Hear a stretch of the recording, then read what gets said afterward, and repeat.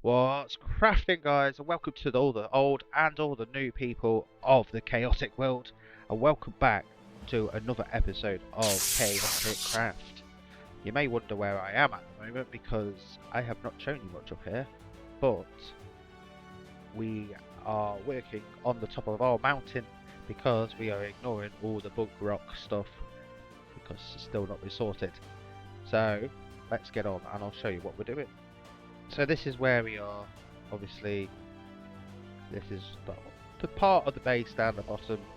You may recognise some builds, you may not recognise because we were halfway through doing it when the whole of Bedrock crashed and everything still looks a mess and I'm not happy. But c'est la vie and you have to move on. So today we are working on this area up here. I have got everything ready. There's lots of bits and pieces. You might wonder what is he doing? I will tell you in a moment. This is a new piece of tech that I've been working on. This is my concrete maker. So basically what I'll do, you come down here. This is the basic things. As soon as you put a block of concrete there, sets off the redstone line, sets piston off, pushes it in front of the water, which is a waterlogged piston. Now if you want to make this, make sure there's a hole underneath, because the water, if there isn't, it will blow away your redstone torch. And when the concrete gets pushed across, it turns into solid, proper solid concrete rather than powder stuff. Goes all the way across this line and over here, and then once it hits that, it does the same thing but pushes it out. And I was thinking maybe I'd do it pushed up, but I believe that I'm going to probably have enough from this because I use a lot of concrete and it's going to take me a while to harvest it. So I think once we get redstone add-on started again, I can actually basically put the drills at the bottom and it'll be a self-automated process, and it means I can just keep it going. And there's also, with the redstone add-on, I can possibly stick maybe here a block placer. You load the block placer up, it places the concrete powder and it will just do automatically. As long as the block placer has a redstone torch behind, it will work perfectly and it will save so much time, and this whole machine will be automatic. But at this present moment in time we can't do that. So you might wonder, why have I got this box here? Now this is the maximum distance of how far the powdered snow, the concrete will get pushed, so this helps a lot for dimensions for the building. And you might also be questioning what building you're putting over it. So if you remember last time, we had a message, and we found the message from my brother. Now we need to pinpoint his position, or the position of the ship where it last crashed. So this whole thing will be a huge sort of communication tower up to the ship in space, and it can scan the area and let me know what's going on. And it's going to be a huge thing, and there's a possibility I could probably hide a flower farm in that, which would be quite cool because I could use it for dyes, and then I could use the copper golems to sort dyes out, and possibly sort them out into automatic concrete makers. That should be quite interesting, but we'll figure that out as we go. So anyway, rather than me waffling along, let's get on with the first montage of the episode.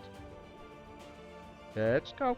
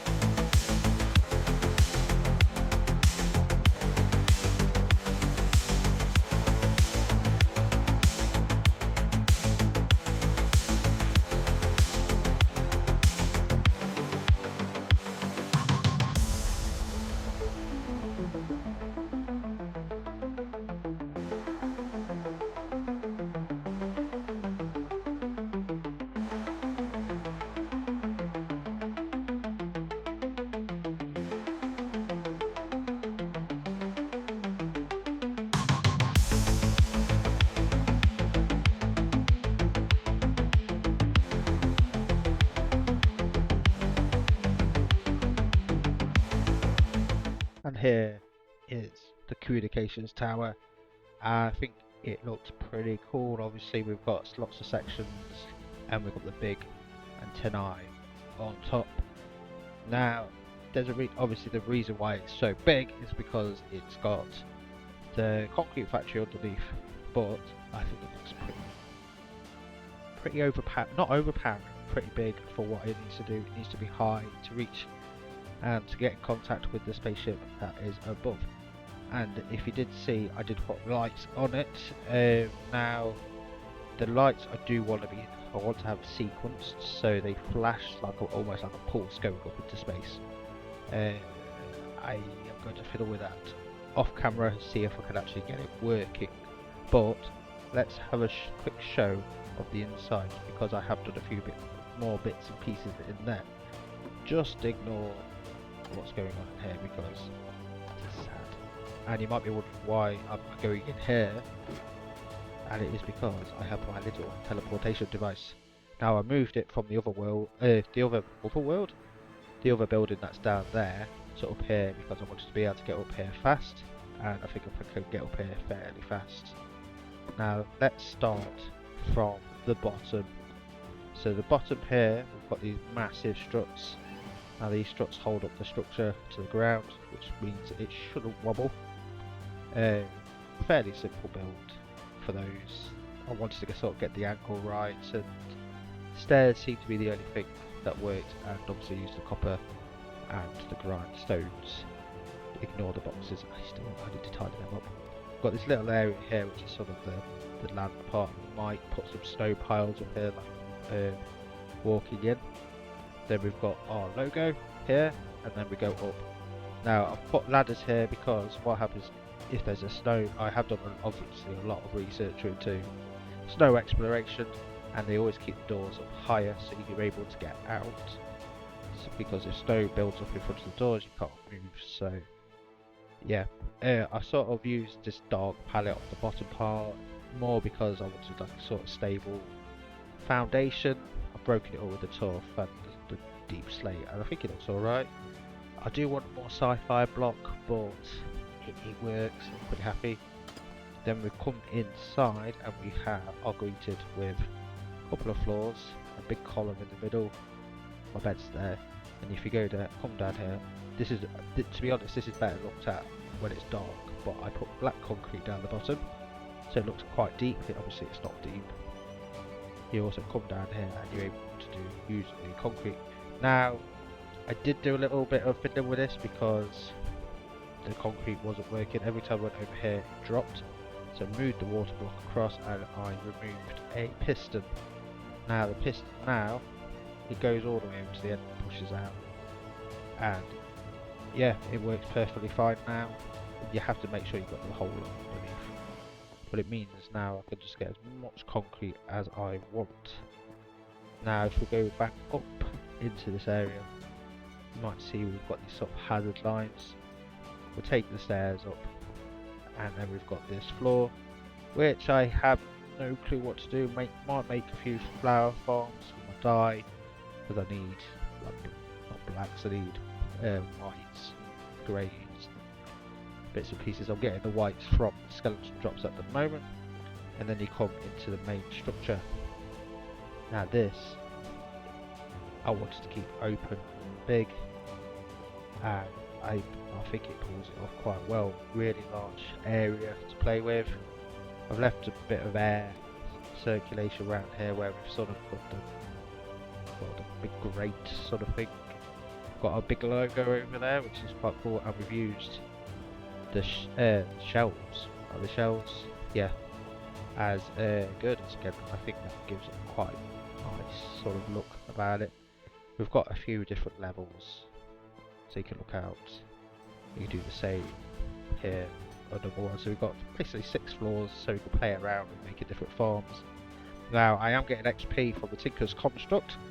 They give you berries, which is quite cool. Like the berries that you find in the tiger biomes, they're like that, and you eat them and they give you XP.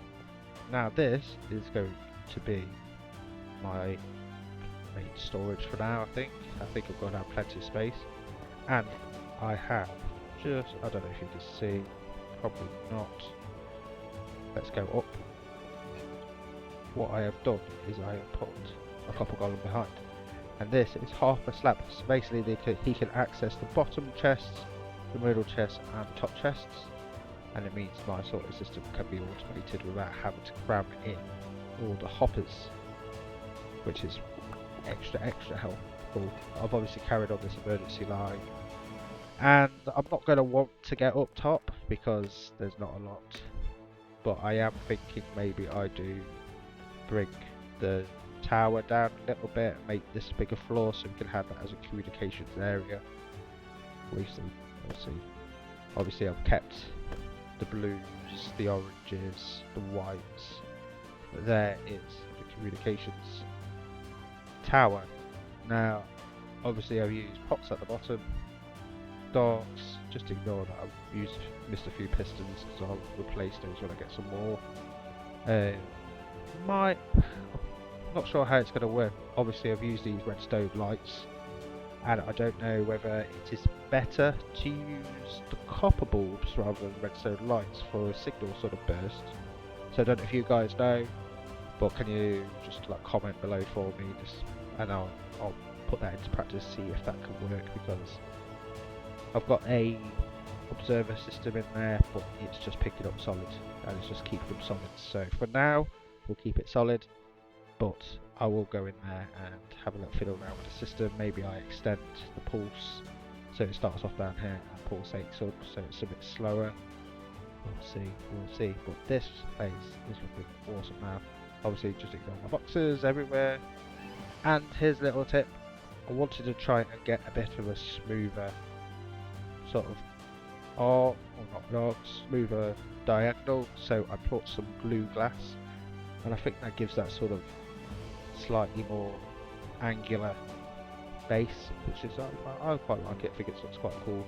Obviously I will remove all these once I have done with my redstone fiddling, because you know what I'm like, it's going to be dangerous up here, so I might get some glow lichen, but we are quite high up, and that highest point is extra high, so yes, that signal should get over here, over and into space. I'm pretty happy with how the build's turned now. This is only the communications area. I'll show you the plan of action. So we can obviously see the start space. This is going to be like all the villagers. So we're going to have like the food area over there. We're going to have villager houses here, and here is going to have the big sort of overhanging scientific building, and then we're going to hopefully, once we get the signal down from the spaceship above, it'll be able to pinpoint positions of where possible dig sites will be for this main ship. I don't know what we're going to find, but we're going to put a little bit of lore into the area hopefully soon. So yeah, that is the communications tower, one of the biggest ones I have built in this series so far, and I'm really happy with how it's turned out. I think it looks sci-fi enough. I'm not sure about the inside. What do you guys think? Is it sci-fi enough, or is it too industrial?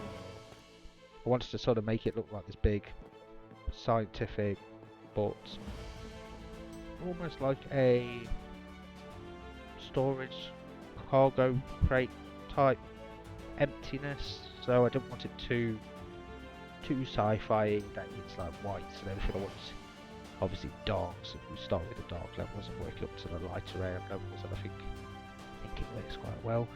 But I'll tell you something, it is dangerous down there. That is why I am higher, and if I do this every time, it gets rid of all the obstacles and just do the darkness in here, because I can't get my lights back. I'm really upset about that. But yeah, I hope you guys like this build. It's pretty big.